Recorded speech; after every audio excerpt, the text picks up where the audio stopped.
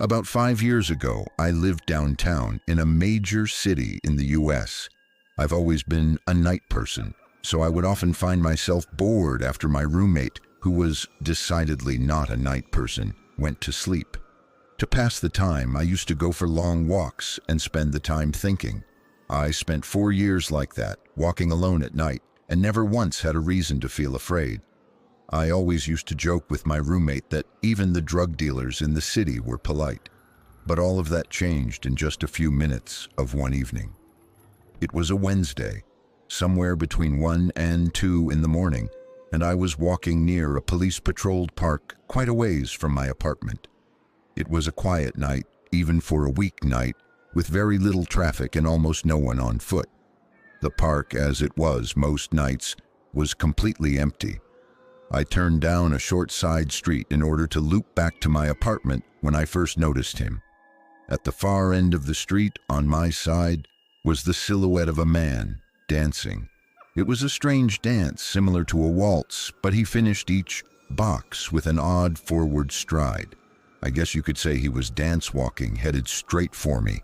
Deciding he was probably drunk, I stepped as close as I could to the road to give him the majority of the sidewalk to pass me by. The closer he got, the more I realized how gracefully he was moving. He was very tall and lanky and wearing an old suit. He danced closer still until I could make out his face. His eyes were open wide and wild, head tilted back slightly, looking off at the sky. His mouth was formed in a painfully wide cartoon of a smile. Between the eyes and the smile, I decided to cross the street before he danced any closer. I took my eyes off of him to cross the empty street. As I reached the other side, I glanced back and then stopped dead in my tracks. He had stopped dancing and was standing with one foot in the street, perfectly parallel to me. He was facing me but still looking skyward, smile still wide on his lips. I was completely and utterly unnerved by this. I started walking again, but kept my eyes on the man. He didn't move. Once I had put about half a block between us, I turned away from him for a moment to watch the sidewalk in front of me. The street and sidewalk ahead of me were completely empty. Still unnerved, I looked back to where he had been standing to find him gone. For the briefest of moments, I felt relieved, until I noticed him. He had crossed the street and was now slightly crouched down.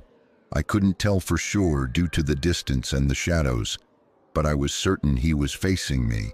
I had looked away from him for no more than 10 seconds, so it was clear that he had moved fast. I was so shocked that I stood there for some time, staring at him. And then he started moving toward me again. He took giant, exaggerated, tiptoed steps, as if he were a cartoon character sneaking up on someone. Except he was moving very, very quickly. I'd like to say at this point I ran away or pulled out my pepper spray or my cell phone or anything at all, but I didn't. I just stood there, completely frozen as the smiling man crept toward me. And then he stopped again, about a car length away from me, still smiling his smile, still looking to the sky. When I finally found my voice, I blurted out the first thing that came to mind. What I meant to ask was, "What the fuck do you want?" in an angry, commanding tone. What came out was a whimper. What the fuck? Regardless of whether or not humans can smell fear, they can certainly hear it.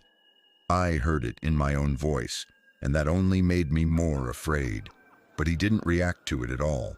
He just stood there, smiling. And then, after what felt like forever, he turned around, very slowly, and started dance-walking away, just like that.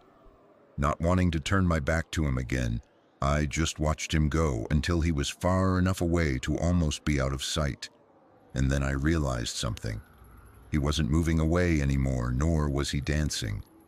I watched in horror as the distant shape of him grew larger and larger. He was coming back my way. And this time, he was running. I ran too. I ran until I was off of the side road and back onto a better lit road with sparse traffic.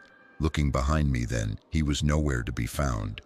The rest of the way home, I kept glancing over my shoulder, always expecting to see his stupid smile, but he was never there.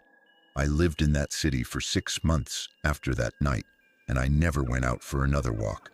There was something about his face that always haunted me. He didn't look drunk, he didn't look high, he looked completely and utterly insane, and that's a very, very scary thing to see.